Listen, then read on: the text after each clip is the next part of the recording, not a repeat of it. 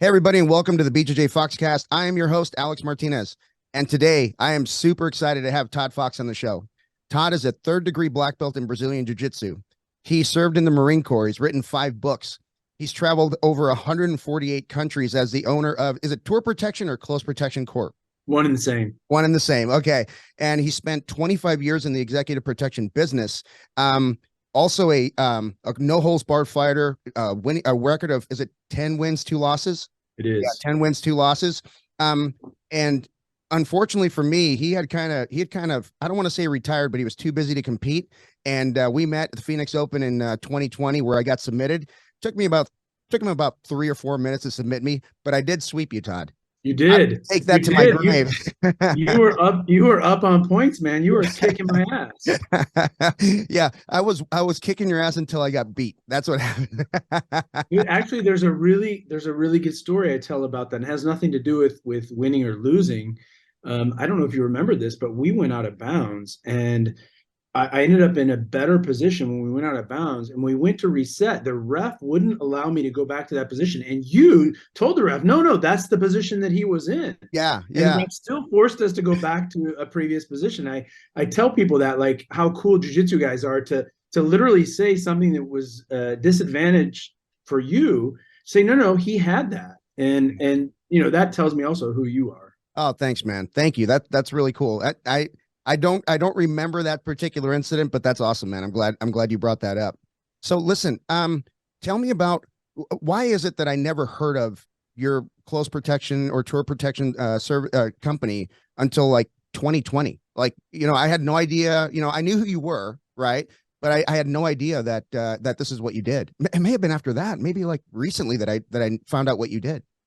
So by design, we really don't want to be out in the public eye. We don't want to tell people what we're doing, how we're doing it, who we are, who we're with, what we're doing day to day. When 2020 hit, all of our businesses on the entertainment side went down. So that's music touring, that's films on location, and things that are associated with those groups. And so I started writing about it. We were already training military and law enforcement guys, and we started taking on civilians as well. And what I found is there's a massive need for it. There's a massive need for, in particular, awareness of the environments people are operating in, what's really happening, how to offset some of the problems that people face. And so we started the training, we started talking a little bit about it. And in 20, I think right around the time COVID hit, 20, maybe March of 2020, I started an Instagram account. So prior to that, we didn't have any social media presence, and I still don't have much of one. But that was kind of the turn, was 2020. Yeah. Yeah. And what is it about, you served in the Marine Corps. Obviously you're working with a big team, right? You're doing a lot of operations that way, but what was it about, personal protection or tour protection that really attracted you to that kind of business? How did that all start? I had always been interested in fighting and traveling. And when I was growing up, I was a bigger kid at the time. And now, as you know, I'm not a very big guy, but I protected a lot of kids in school. And that kind of helped me see through the lens of a protector at a young age. And then I wanted to travel. I wanted to shoot guns. I wanted to fight and do that kind of stuff. So naturally, you don't do that at college. So I went in the Marine Corps. And in doing that, I had a side job that would take me down to Mexico doing protection work for different dignitaries, executives, and mostly entertainment types. So when I left the Marine Corps, I went to work for Madonna straight away. So that kind of took me down a very specific path.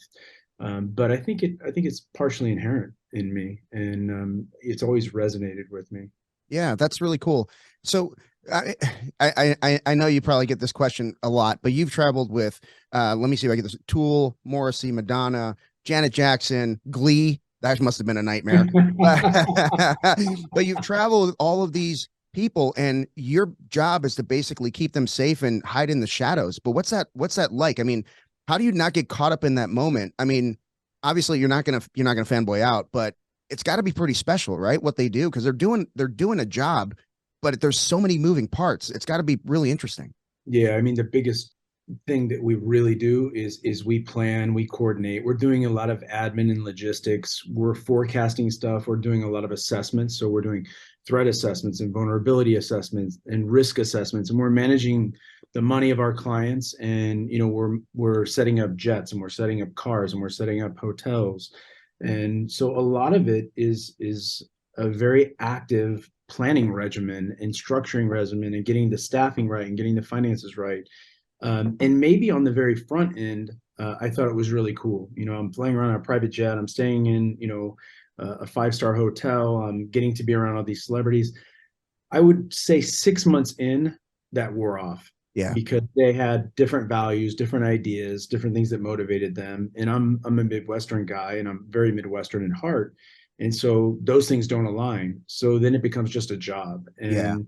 And with my job, 18-hour days, 6 to 7 days a week, it beats you down. And it also takes you away from the things you love, not just your family, but jujitsu, for example. I don't get to train that much while I'm on the road. So the fanboy stuff never really existed for me. And I think that's an important aspect of being a protector, is you can't be a fanboy.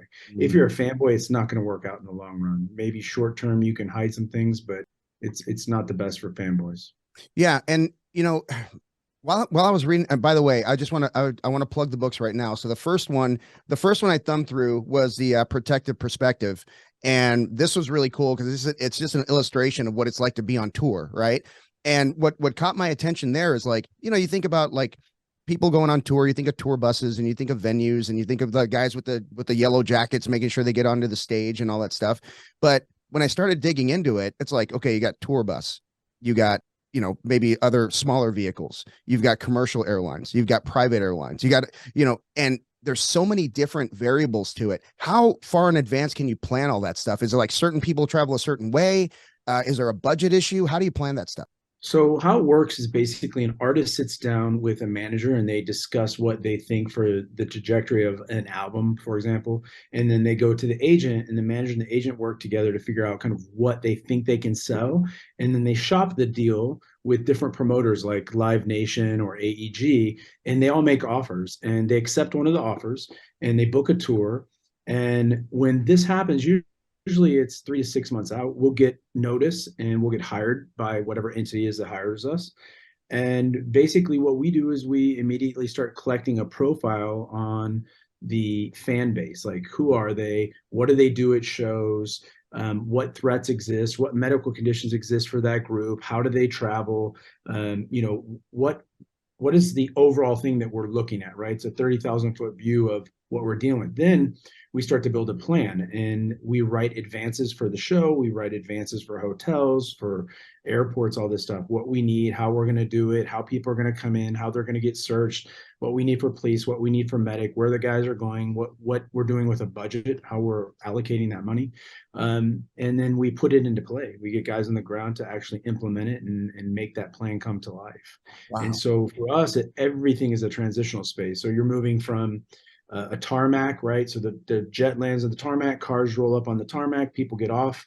If you're in a foreign country like I am now, you have customs and immigration to deal with. But unlike me and you who fly commercial economy, when we fly on a private jet and we land, they're coming to us, meaning customs and immigration show up, they do it on the jet. Wow. Then we get in the car, we roll out, we go to the venue, we do the event, then we're going to a hotel. And when we get to the hotel, same thing. We're probably going underground or to the back, some service elevator, to a back corridor, to a presidential suite. And a lot of times with those things too, there are things that you wouldn't think of, like presidential suites having their own elevator system that goes from the garage directly into the suite. Wow. Yeah. So stuff like that. But we send advanced guys to coordinate all of that and then pull it together for us. So there are a lot of emails, a lot of text messaging, a lot of dealing with local national entities.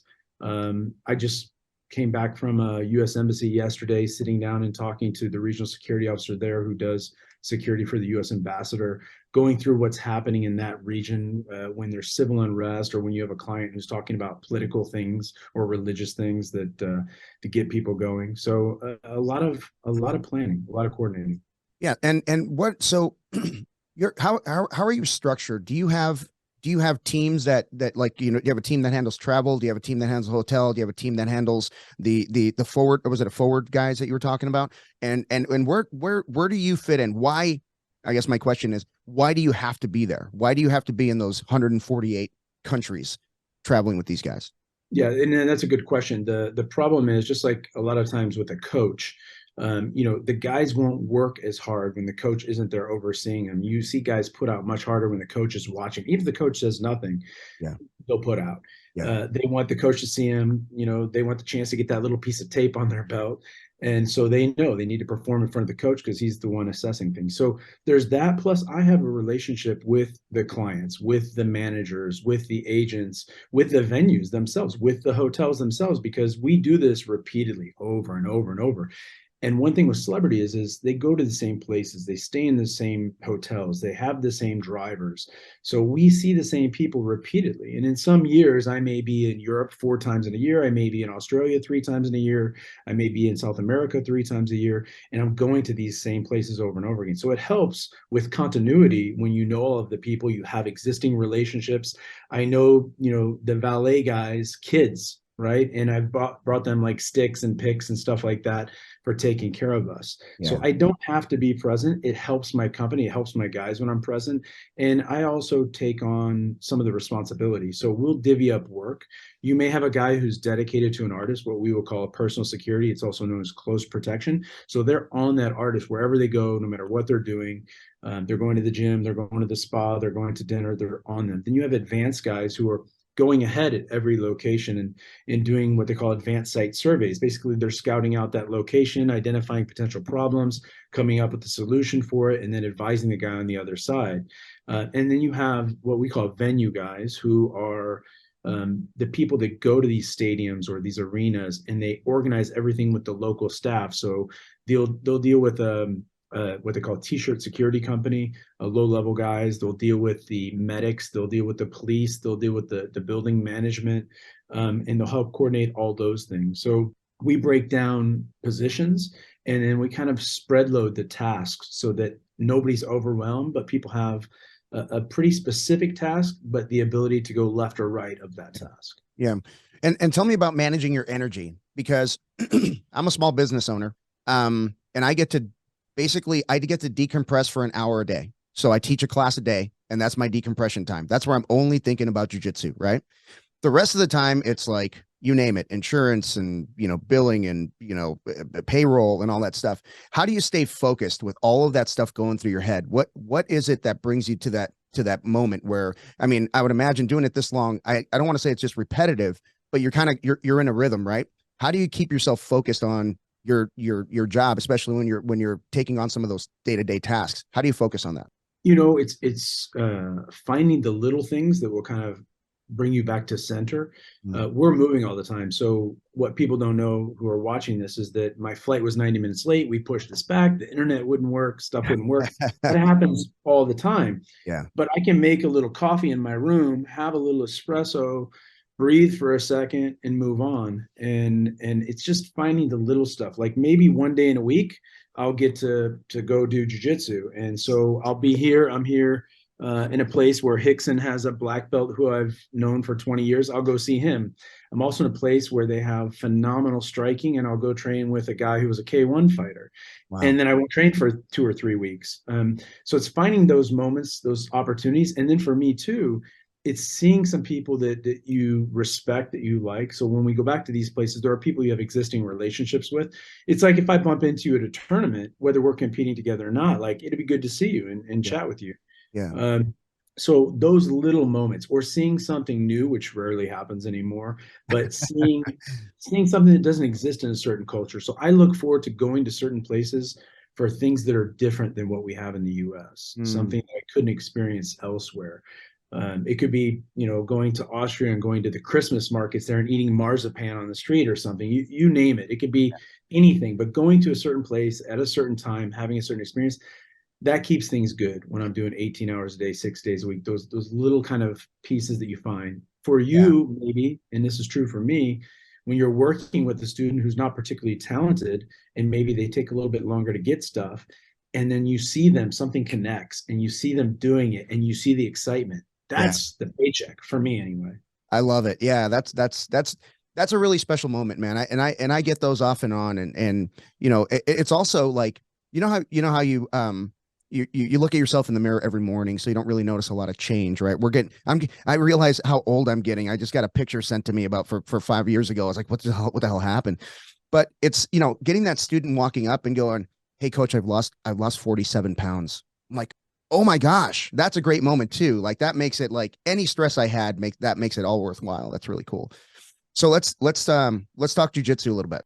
How did you find it? How did you fall in love with it? And who was your first instructor? I've had the same instructor the whole time, which is cool.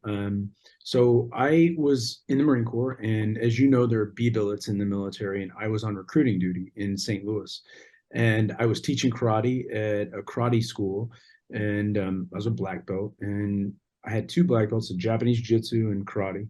And while I was on recruiting duty, a gym next door opened up, like literally next door to the recruiting station.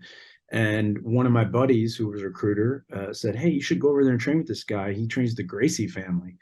And obviously, I had seen the UFC, so probably the first one, November of like '93. And so I was like, "Oh, that's cool." I told my coach at my other gym, and he said, "Man, go there, go train with those guys, get whatever you can from them and bring it back because those guys know magic."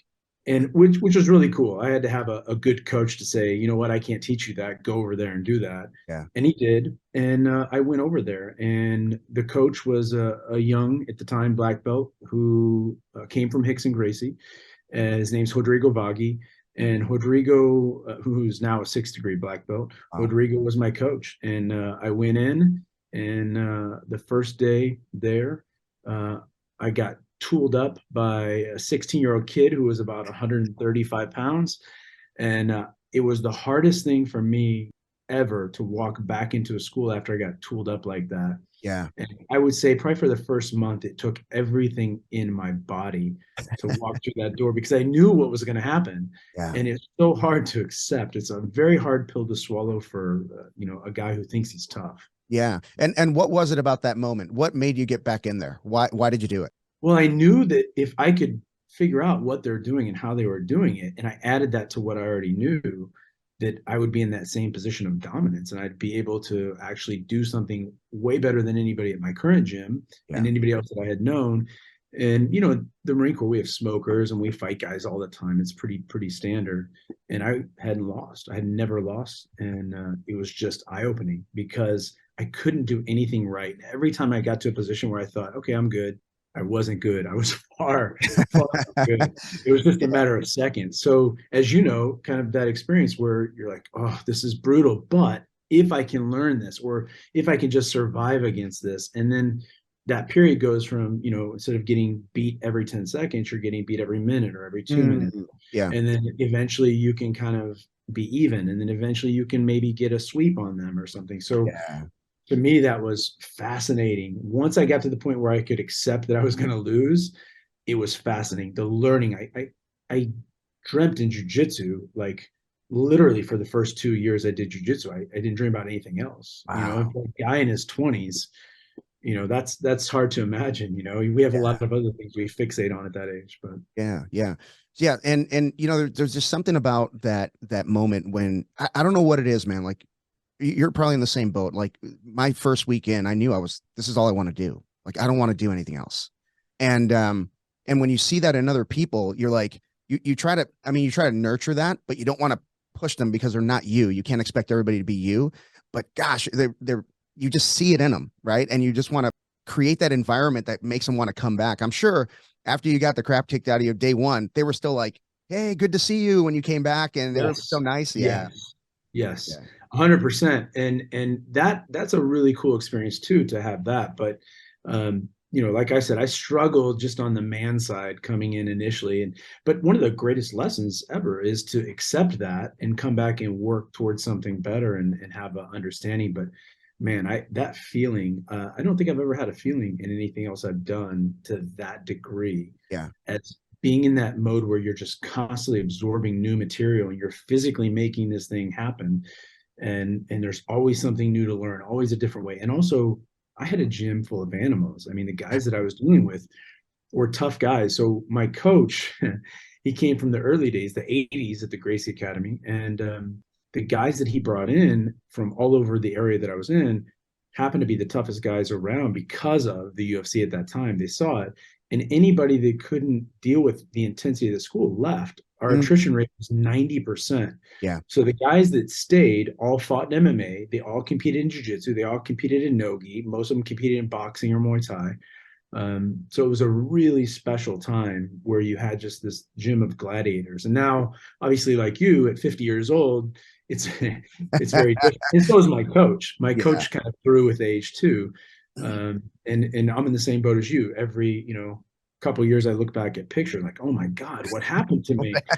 Right? Like literally, that was just 5 years ago. Yeah. Yeah. So Yeah. it's crazy. And jujitsu at the time, as you know, was like if you saw a blue belt or if you saw a purple belt, it was like, oh my God, I can't believe that somebody like that, like a non-Brazilian guy, was able to get to purple belt. Yeah. Now it's a different time, and jujitsu's mainstream, I think. It is, and I think it's only going to get bigger because I mean, YouTube obviously helped, right? Kind of drive it and expose it a little bit. But I think now, books coming out like Richard Bressler's book, and I think Chris Howder's got a book coming out, and there is a gosh, I got several. I'm kind of nerding out right now, but but it's one of those things where as it grows, I think the people that it would have walked into your school back in 20 plus years ago probably would never have even gotten on the map, and today that same person will try it, right? I mean, it's a lot more inviting, I think, today. Don't you think? 100%. There's no, if you went to my school now, you will see every cross section of society. You will see doctors and lawyers. You'll see garbage collectors. You'll see janitors. You'll see old. You'll see young. You'll see Yeah. white. You'll see black. You'll see brown. There's everybody. It's crazy because before it was just like tough young guys, and that's all you had. And it's a really bad business model too. You Yeah. can't make money when you only want the 1% of society. So that went away as my coach got older and smarter and kind of understood that jiu-jitsu is something that can help almost anybody. Yeah. One of the guys who you're aware of, who I talk about on a lot of podcasts, is Nick Turnbow. And Nick Turnbow came in with very little in the way of ability, in goes from wheelchair to walker to crutches to now walking Wow. without crutches. And he had an advanced case of cerebral palsy, born at 1.5 pounds. But jujitsu has changed his life. And for anybody out there that wants to check it out, at Nick Turnbow on Instagram, you'll see some of his stories and some of the things he's doing and achieving, and he's getting endorsements. And if it was the old days, he never would have been permitted to even train in our school. It just wouldn't have happened. I didn't think And about that. yeah, he would have been flushed out. They'd be like, no, we don't have time for this. We're focused on fighting, and you can't do it. Now everybody in the gym spends time working with him. And a lot of us will take time after practice to work with him for 30 or 40 minutes. He wants to drill something, whatever it may be.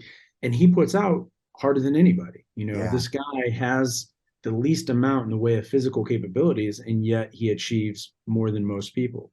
Yeah. I've been following him. I started following him pretty recently.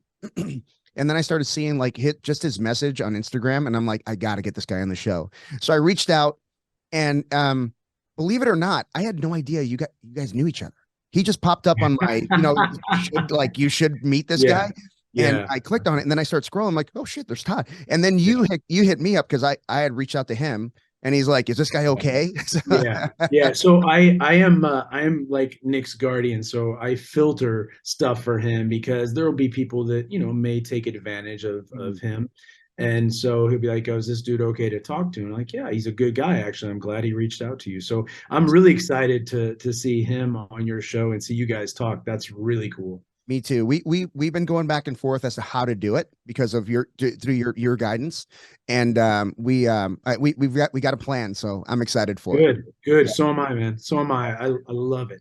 Yeah. So I want to steal a little bit of your knowledge and spread it to my competitors. I got a lot of people that travel the country to compete, and as jiu-jitsu folks, like, it's always like a very positive environment in a combat sport, which is oxymoron, but it's a very positive environment.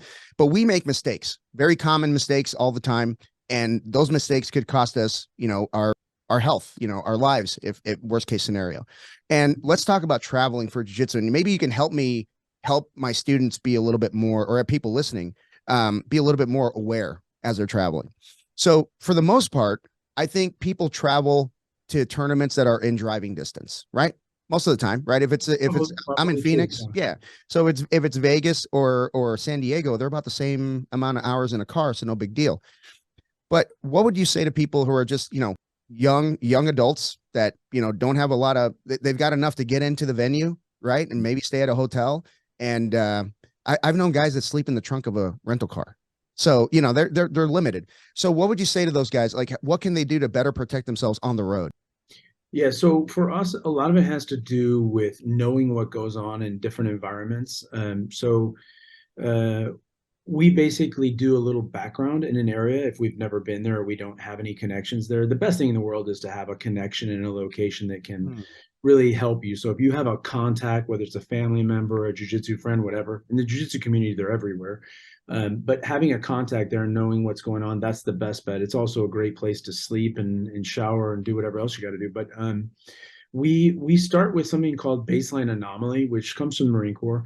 And basically, what that is to understand what normal is in a given environment. So if you can establish what normal is, that's the baseline. You can identify an anomaly, something that isn't normal in an environment, and then you can make plans on that. So anomalies basically are things that happen that shouldn't be in the environment. It could be something added to the environment that wasn't there before and shouldn't be there, or something that should be there and all of a sudden it's gone, it's missing from the environment. So those are called anomalies above and below the baselines. When you have that anomaly, you have to make a determination as to, is that just a coincidence or is that something that can be critical to me? Mm. And if it can be critical to me, am I going to continue as planned, which isn't usually a good option? Am I going to change my course, or am I going to cancel altogether and kind of go back to where I started from? And that's really, in a nutshell, what we're doing most of the time. We're cycling through this OODA loop in our heads when we're traveling, we're dealing with artists, and we're making movements. And like I mentioned, we're in transition all the time. So point A to point B to point C, and then usually back around. So when you get into a new environment, the most important thing is to understand what commonly occurs there. So if you know you're going into a place that has a high degree of violence, you try to figure out what area there offers some type of safe haven, right? So if I know I'm going to Rio, I probably don't want to book a hotel in a favela. And if I know my coach is from Rio, I want to get my coach's family members' contact info. Mm. And then I can go online, I can start to look at, let's say, the US State Department's crime and safety report, which will tell me all kinds of information. I don't really care about some of the small stuff. I don't really care about maybe pickpockets or things like that. I'm more worried about violent crime. So I can look at the data that's provided by the country. To a certain degree, I can rely on it if it's coming through the State Department. And then I can figure out what happens, where it happens, how often it happens, and then I plan my countermeasures based on that. Hmm. Uh, so that's really important. So if I know I'm driving, for example, I know when you drive cars, sometimes you get flat tires. So do I have a jack? Do I have a spare tire? Do I have fix a flat? I know sometimes if I'm in your zone, I know sometimes that the weather's extremely hot. Do I have water in the car? Do I have something to create shade? Mm. You know, if I got to walk from point A to point B, do I have something to help me there? So we basically do that. We assess the environment, what's going to happen, how you're going to transition, all the things that could go wrong, and then what the countermeasures are for those things that go wrong. So it's not super complicated until you get into assessments, which is another story. Yeah. But that's kind of how we work in a nutshell. Yeah. What about staying in hotels? So, as we get older and we're a little bit more mature, we understand that staying in a hotel, that the door opens to the street is probably not a great idea. But someone on a budget may not have an option, right? Yeah. So what do you look for in hotels, especially when you don't have a lot of options that could help you be a little bit safer? So one is figuring out where you're going to book it through and seeing if you can get credit. So if you know you're going to do 5 or 6 tournaments, you're going to travel to do it, you may be able to get a free stay. So that's one way to be able to get a cheaper price for a better hotel. You're talking about motels versus hotels, and motels are problematic not just because they're inexpensive and the rooms aren't nice, but they're problematic because the underbelly of society will tend to gravitate to those locations. So you'll have pimps and prostitutes, you'll have drug dealers. And that's what creates the problem, because where they go, typically there's violence, Mm. and you're going into that environment where violence is prevalent. So that's the issue with those locations. You mentioned doors. So, doors open inward, they open outward, they have usually one or two locking systems on, which can be breached pretty easily. Understanding how the doors work, understanding how you can utilize certain things as jamming devices or barricading devices are good. Understanding where you can go in the room if there's a gunfight that starts to take place outside your window, understanding what you have in the room that can be used as a tool or something to separate you from the threat. I'm in a room right now that has an inward opening door, which is common in most hotels, but some places in Europe don't have that. Fire code changes this. So, like in the US, we have to have in public places outward opening doors in case people panic and they go forward toward the door to escape, they don't get Oh, jammed in.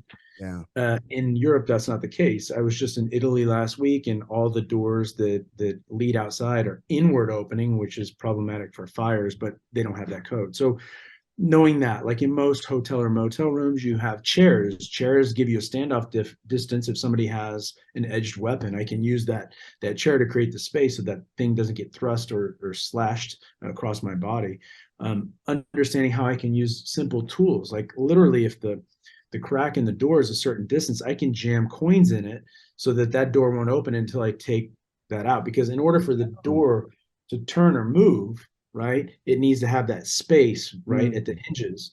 So little things like that, figuring out how things work and then how to defeat them, how to have a countermeasure for every weakness or vulnerability that exists in your environment. Normally, doors and windows in hotels, those are your weaknesses.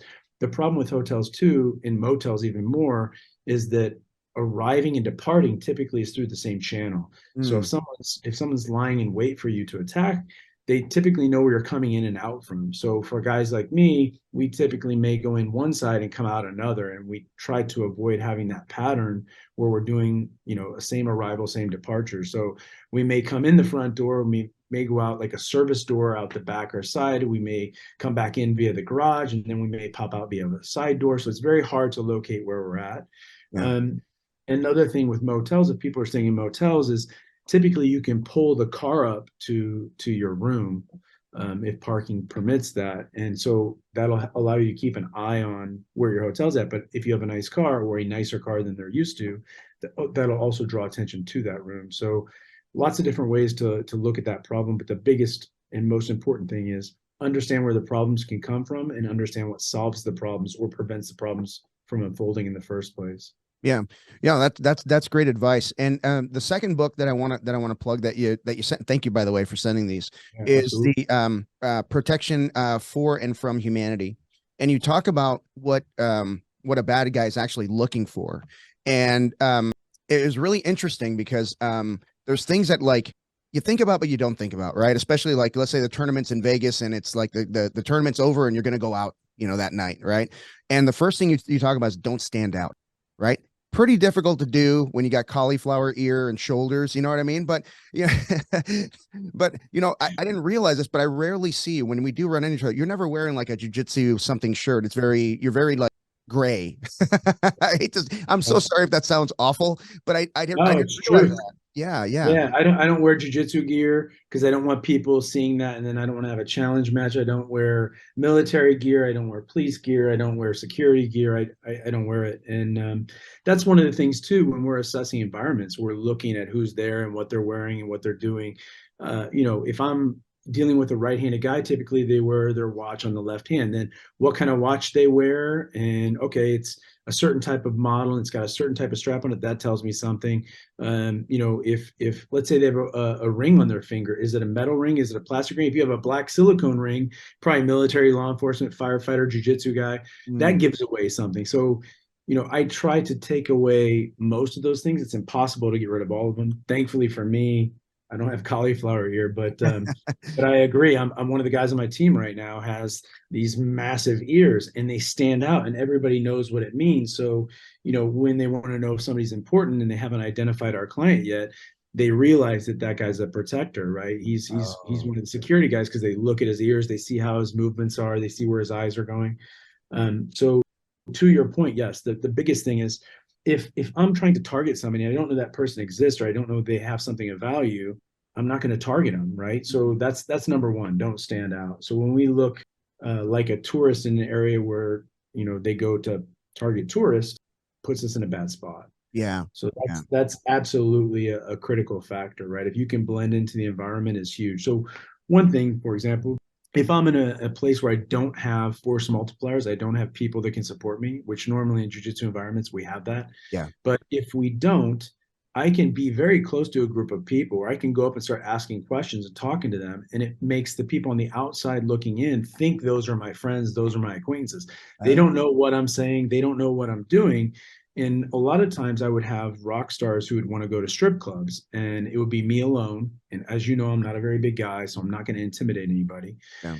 We'd be going in and I didn't have that. So I would find guys in the club, and I would walk over and start talking to them. And then later on, I'd be like, hey, man, and I'd wave. And so people that were watching us, that were talking about or looking at targeting my clients, they would see us as something bigger than we actually were. Wow. So That's a great that's a trick. way to, yeah, it's a way to manipulate the environment to create an appearance, right? And that's what we're doing in jiu-jitsu. We trick you into stuff, right? That's the game. Yeah. And if you know what's coming, it's not as dangerous as if you didn't know it was coming, right? If you know what someone's going to do, it's easy to target them. Yeah. And the other thing you talk about in this book that I really, by the way, this is an excellent read, especially if you're traveling. Just to, like you said, changing your pattern, stuff like that.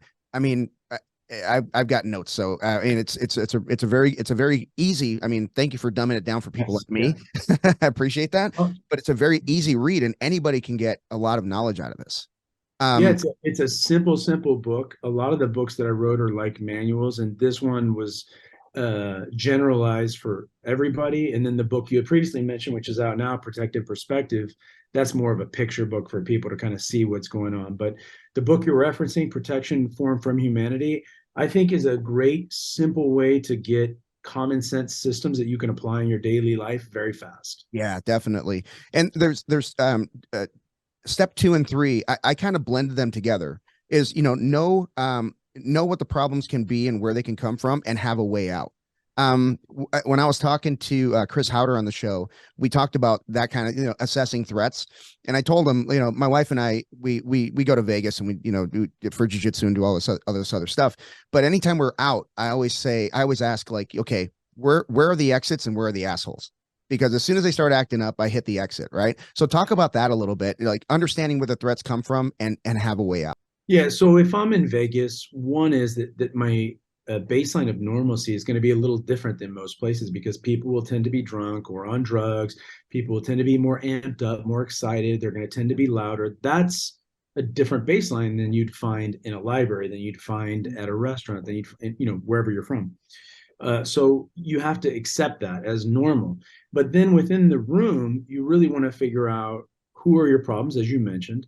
So I want to look around and see, okay, that may be a problem, that may be a problem. And problems are different, right? So let's say you're a guy and you're married. A problem can be a girl who comes over and is going to be doing something to make it look like you're having an affair with her, or you're doing something you're not.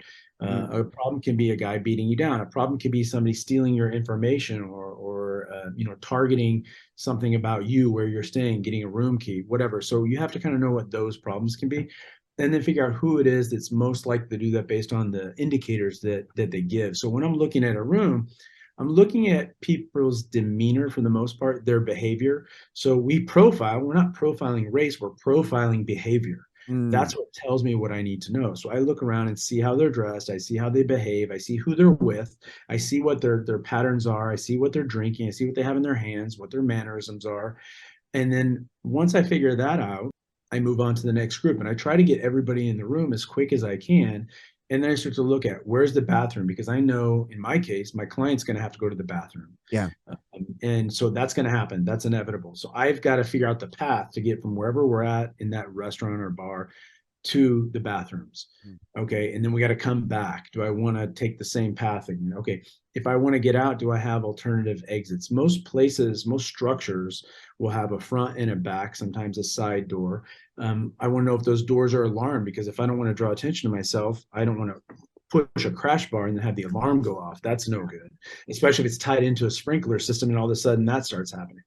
So knowing where those things are at is huge. And then obviously weapons of opportunity. As much as I love jujitsu and boxing, Muay Thai, wrestling, it's better to have a weapon than not have a weapon. Yeah. And so I look at what's in my environment for that. In our case, in the US, we're armed and we have other tools, but maybe we're overseas and we don't have a license and we don't have somebody that's armed with us. Then I'll start to look at that environment. Do I have something that's like a bottle? Do I have something that's like a bat? Do I have some, if it's available to me, I want to think about how I'm going to be able to use it. Also, we start to look at how we run decoys. So I know, for example, if I have a guy in my group, he addresses a threat and then I evacuate the client. And so I prioritize things. So if you're with your family, first priority, I would guess, would be your kids. Second priority would be your wife. And then you're the last one. Well, if you know a problem's going to happen, you don't want it to get up on top of you with your wife or kids. So that means you're going to need to create space between your wife and kids and this threat. So you're going to have to go to the threat, which sounds counterintuitive if you don't want a problem. But in reality, you're saying, I will accept this problem so long as I can create space for my wife and kid to get out. Yeah. Right. So thinking along these lines is really kind of what we do, but we do it in a more detailed perspective with more people and more opportunities available to us. Yeah, better training. all a little bit of training. Yeah. So and the last one you talked about, I love, and I want to kind of dissect this a little bit, because you talk about, look like you won't give up and don't give up if you are attacked. And I love that, because you're not talking about being aggressive. You're talking about you're talking about defending your life as if your life depends on it, right? You're really going all out, right? Because it does. And also you have to think in terms of those other people's lives too. So that can be your weaker friend, that can be your wife, that could be your kids, that could be whoever. And if you don't succeed after they're done with you, chances are they're going to them next if they have something of value, whether it's money or their person is of value to other people. People that are predators will look for someone they believe is weak. So if you're looking weak, if your posture is poor, if you're looking down at the ground, if your hands are occupied with a bunch of things, that's an easy target. And so people that are predators look for that. They don't want to have to fight somebody. They want the easiest, quickest, fastest target because they want a chance to get away. And so you have to think that way. So don't look like a target. And then if it happens, expect to fight for your life. Yeah. It's not normal that people are physically accosted in our society. And if they are, you have to take it seriously. You can't think, well, he's just trying to take this thing off me. It's much more significant than that. And you only have one chance to save your life. So, you have to take that stuff seriously. Yeah, definitely. Let's break that down a little bit, because I have non-jiu-jitsu friends, believe it or not. And a lot of them are, they're great with handguns and rifles. They're really good. But they've got guts down to their knee, and I love them. They're my friends. Let's talk about the reality of it, right? You can carry a gun all you want. The chances that you're going to legally use that gun in defense of your life are probably less than 1%, I would imagine. I don't know the statistics. You're more than likely going to have to talk your way out of stuff first, right? Some verbal judo. Second, you're probably going to have an altercation that involves like physical contact of some sort, right? Very rarely will you have, a gunfight, right? I'm 50 years old, haven't had one, thank God. I take physical fitness the most seriously when we talk about, defending yourself, right? You got the physical fitness portion, you have the technique portion, then you have the tactical portion. If you don't have good physical fitness, it's going to be very difficult to employ tactics, especially with an elevated heart rate. Can you talk about that a little? Yeah. Number one, I agree with those things, but the one thing that drives those things is your mind. Your mind drives all of those things. Without your mind, none of that matters. So mindset is really important. And one way to control the mindset is to think beforehand, this could happen. And if this happens, I'm going to do X. That way you're not shocked. You don't go into this fight or flight mode, and you make better decisions and you have smoother movements, right? I know that if this guy comes over here, I have a plan for that. So I know that could happen in the first place. This guy could come over here, he could accost me. And if he does that, I see this weakness and I can attack it this way. So thinking about it first, thinking about all the potential outcomes instead of daydreaming and being in la la land, even though you're physically fit, even though you know how to do jujitsu, you're behind the power curve. If Mm, I'm looking this way and you come over and you cold cock me, sucker punch me, you know, the fact that I know jiu-jitsu doesn't matter much because now I'm like, oh shit, what just happened? yeah. And I'm behind the power curve. And in the process, that guy's hit me 5 more times. And so my brain's not functioning right. So mindset's first, then all those other things. Um, it's really, really important, I think, to stay in good physical shape. But what you're talking about, for example, is how you have a response to stress. So Yeah. physiological response to stress manifests itself differently in everybody, but the common ones are tunnel vision, right? Uh, Auditory exclusion, loss of fine motor skills, pooling of blood to the center of the chest. Those are very, very common. And normally those things manifest themselves in different percentages to different people. So even guys maybe that are watching that have fought MMA have experienced some of these things, right? Where they're walking to the cage or the ring and all of a sudden they can barely hear anything. Maybe they can only hear one thing. Maybe they're tuned into their coach's voice, or maybe they don't hear anything at all. Mm, Um, Other times, you know, you'll have this thing and you will focus front and you can't see anything in your peripheral vision. Those things are developed to their survival mechanisms. They're designed to keep you focused on the threat. I don't hear the kids screaming in the background. I don't see my wife getting attacked by somebody else over here or saber-tooth tiger, assuming it right. existed. So these things protect me, but they also create a lot of problems for me, especially with multiple attackers. Yeah.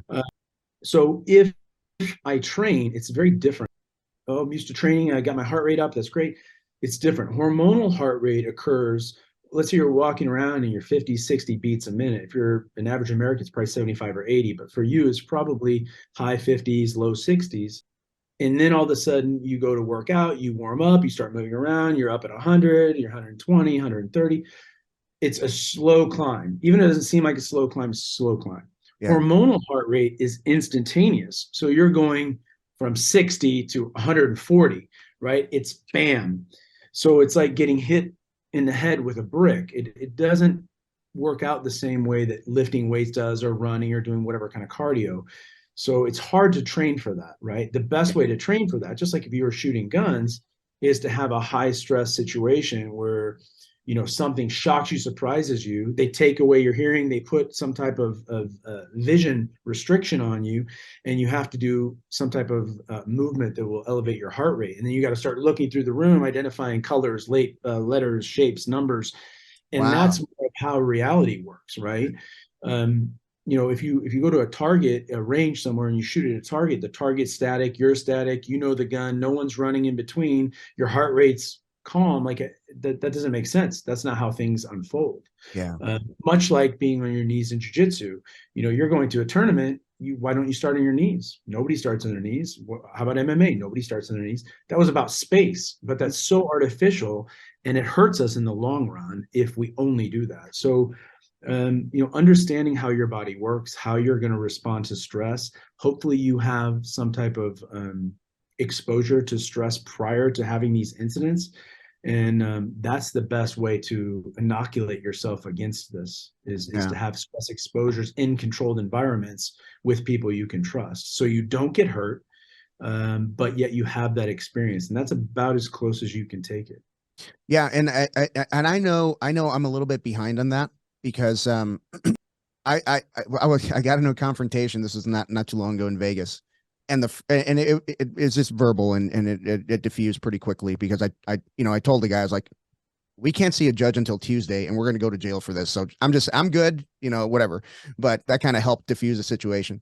But you know, the first thing that came to my mind is, why is this guy doing that? And then the second thing that came to mind is like, is this really happening? You know what I mean? Instead of like, okay, this is what like you said, if this happens, I'm going to do this. My mind was like, why? Why is this guy doing this? Like, I'm minding my own business right now, you know? Yeah, so good people are generally speaking behind the power curve, right? Mm, Because we say, well, why is this happening? I don't want this to happen. This is not the right thing. This is not good. This is not part of social norms. This is not legal. I didn't do anything to him. And in the process of doing that, while you're thinking that way, questioning it, looking at it, analyzing it, that person's thinking about how they're going to hurt you, and they've started to act. So Mm, you're behind the power curve. And one of the things in the book that you mentioned and that you pulled from is equation manipulation, mm, right? And in equation manipulation, you look at the environment and you say, these things add up to a fight, or these things add up to bad things occurring. So you have time, location, method of attack, and then your response. So one thing you keep talking about, and you've said it 5 times now, is Vegas. mm. Now, when you go to Vegas, Yeah. the chance of having a fight is much higher. One, because it's Vegas and people feel like, they're immune to the effects of these kinds of things. Like the law doesn't exist in Vegas. And what happens in Vegas stays in Vegas, and we're Yeah. good. And they can also be drunk and they can be ignorant, whatever else. Yeah. So the chance of getting into an altercation in Vegas goes up. Then drinking, because it's naturally much higher in Vegas, goes up. Mm. So that's a common thread in the stories and in the discussion we're having, and that's common thread for a lot of the guys that I know when they go into these environments, right? So, chance you don't want to get in a fight, you get a choice. You go to a bar, a redneck bar, on a Friday night at 12 o'clock, or you go to a library on Wednesday night at 6 p.m. Like, where are you going to get in a fight? Right. Yeah. And these are the things that we act like, they're surprising. Oh my God, no, because we put ourselves in these environments, we exposed ourselves to these things, and then we weren't prepared for that particular thing. So maybe it's okay. I'll meet in the middle. I'm going with my wife to this bar. I'm going to have a drink. I'm going to have water. I'm going to have a drink. I'm going to water. I'm going to assess the room. I'm having fun. I'm with my friends. And then I realize there's a problem. And then I move where I'm at in the bar, or I go to another bar or Mm. somewhere else. Little adjustments change the outcome. Yeah. And in my defense, we were on our way to the Gear Deli to get ice cream. All right. That's all I'm saying. I'm not innocent in It's this. ice cream. You Ice you shouldn't be eating ice cream. There you go, man. Yeah, man. Well, listen, we're a little bit up against it because I've got to head over to the academy here shortly, but I've got one more question for you, and it has to do with recent events. Okay. There was another school shooting, and I don't want to talk about politics or, I don't want to Yeah. solve the world's problems, but what I do want to hear from an expert like you is what can parents say to their kids when they go to school and they have questions about this? How can parents educate their kids and not scare them to death about going to school if there is an active shooter? What would be your message to them?